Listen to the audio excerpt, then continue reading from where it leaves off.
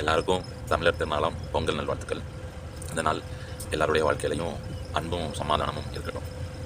இந்த நாளில் கர்த்தரோட வார்த்தை நம்மகிட்ட பேசுகிறது குழந்தையர் புஸ்தகத்தில் ஒரு வார்த்தை சொல்லப்பட்டிருக்குது, அன்பு சகலத்தையும் தாங்கும். ஒன்றும் இல்லை, எக்ஸாம்பிள்கள்னா யோசேப்பை குழிக்குள்ளே போட்டவங்க தான், யோசேப்பை வேற்று நாட்டு மக்கள்கிட்ட விற்று போட்டவங்க தான் அவங்களுடைய தேவைன்னு சொல்லிட்டு யோசேப்பு முன்பாக வந்து நிற்கும்போது யோசேப்பு அவளுக்கு விரோதமாக அவளை பழிவாங்கும் விண்ணமாக சிந்திக்க மாட்டார். நம்மளை மாதிரி யோசேப்பும் ஒரு மனுஷன் தான், அவருக்கும் அந்த கோபங்கள், அந்த பழிவாங்கிற எண்ணங்கள் எல்லாமே இருந்திருக்கும். அதை தாண்டி அவங்களுக்கு யோசேப்பு உதவி பண்ணுவார். எதை நிமித்தம்? அந்த கோபத்தை தாண்டின அந்த பாசம், அந்த அன்பின் நிமித்தமாக தான். என்ன இருந்தாலும் நம்ம சகோதரர்கள். அதே மாதிரி தான் இந்த நாட்களில் நம்ம பழகிற மனிதர்கள், நண்பர்கள், உறவினர்கள், சகோதரி யாராக இருக்கட்டும், எந்த ப்ராப்ளமும் இல்லாதபடிக்கு, எந்த பிரச்சனையும் இல்லாதபடிக்கு எந்த உறவுமே கிடையாது.